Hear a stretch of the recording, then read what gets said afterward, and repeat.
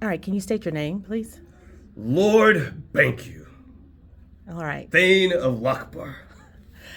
Thank you. Today, we're just asking questions. We're investigating the murder of King Duncan. So, got a few questions for you. So, where were you when King Duncan was murdered? Can you kind of describe your whereabouts or any activities during that time? If I recall correctly, yes, it was a dark, stormy night. I was troubled in my sleep. I had the voices of the witches, the evil sisters, speaking to me, prophesizing about my future, and it kept me awake. And so I was wandering through those dark halls of Macbeth's castle. And then finally, I resided back into my room, and sat upon my bed, just flipping and flopping like a little fish out of water. Okay. Interesting. Did you hear or see anything unusual during the night? Any strange noises or movements that caught your attention? Well,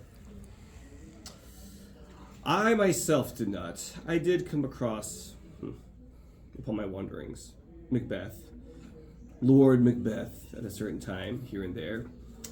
Throughout the night, as I said, it was stormy, but one of my fellow lords, he did say to me that he heard a scream at one point, that he thought a scream of almost a death in the night.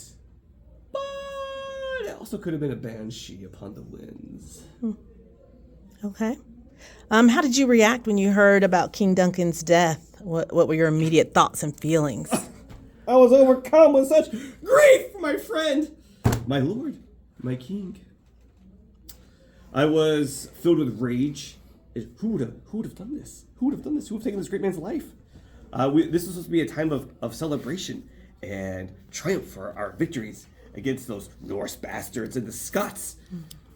And someone has taken his life. My dear friend. Have you noticed any suspicious behavior among the other nobles? Anyone acting out of character or behaving oddly? Well, I would say that my satellites were arise with a certain Macbeth. He was acting a bit odd, to say the least. A couple of reasons. Upon my wanderings that night, being with my conscience overshadowed by what those evil women of Satan told me, that my children would be kings, but not I. How so? And then when I came across Macbeth, I thought he too must have just been wandering around in the darkness, unable to sleep, with the heavy burden, knowing that what they prophesied upon him, that he would be king one day. And so I asked upon him, Macbeth, are you too overcome with heaviness of consciousness, knowing that you'll be king and not knowing what to do with this? And he said, this is what he said. He said, I don't even remember what they said. I don't recall what did those girls say? It completely left my mind. Which to me, I smelled manure. I smelled a fine scent, a heavy scent of manure falling from the skies. Because if you were prophesied to be king, how would you not remember that? I mean, my children were prophesied to be kings. I remember that, surely. So that was odd. And then I did pass on to him, between you and me, I passed on to him a diamond in which our great King Duncan had passed on to me to give to Lady Macbeth. And when I told him it was from Duncan to Lady Macbeth, there was just the slightest twitch in his eyes. And then it was gone again. Interesting. Okay. What do you think could be the motive behind the murder? Any insights why someone would commit such a crime? I mean, death to a king opens a door. It opens a door. And so I say that motive is found through those who benefit from such a death. Good point. Did you have any interactions with King Duncan before his death? Like, can you recall your last Yes. conversation or encounter with him? I did.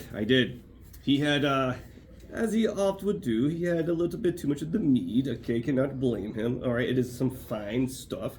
And so I went. He had already retired back to his bed early. I went to go pay him a visit, tell him I thanked him for allowing me to serve as one of his generals, and that I was looking forward to my lordship. And he then shared with me his gratitude for being invited into Macbeth's castle. And he had not seen Macbeth since he'd retired, which is why thus he gave me the diamond to give to Lady Macbeth to thank her and honor her for allowing us to reside in their castle, for being such a wonderful, humble host. And that was the last thing. I know this is hard, and we're almost done, but how do you plan to address the chaos following the murder? Like, what steps do you take to restore order and calm?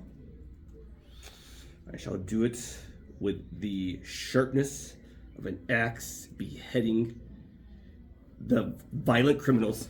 I will come down with such vengeance, and strike upon them, and I shall find them, and I shall seek them out and bring to justice. Okay. For King Duncan's death.